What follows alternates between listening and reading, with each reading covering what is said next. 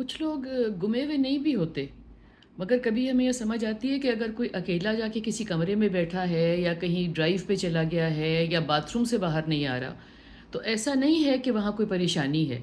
ऐसा भी तो हो सकता है ना कि वो मिलना ही नहीं चाह रहे हैं, वो कुछ अपने साथ वक़्त गुज़ारना चाह रहे हैं।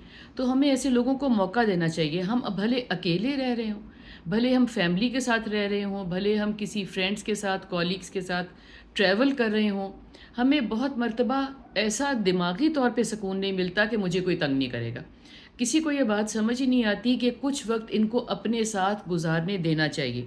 फ़र्ज़ करें कोई कमरे में बैठा हुआ है, कोई जाके कार में बैठ गया है, मौसम गर्म है या ठंडा है, गेट के बाहर जाके खड़ा हो गया है या कहीं दूसरे कमरे में खड़ा हुआ है जो आपसे बात नहीं करना चाह रहा, तो हमें चाहिए कि हम उन लोग को ढूँढने की कोशिश ना करें।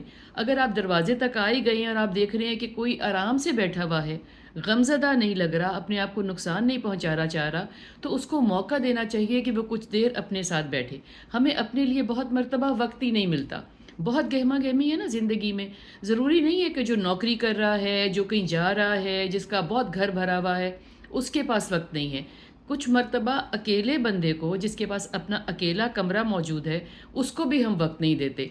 फ़ोन की कभी घबराहट, कभी कोई बेल बजने की घबराहट, कभी कहीं जाने की घबराहट, तो इसका मतलब है कि हमारे लिए हमारे पास वक़्त नहीं है। तो अगर कहीं कोई अकेला बंदा शांत होके बैठा हुआ नज़र आ जाए, तो उसको वक़्त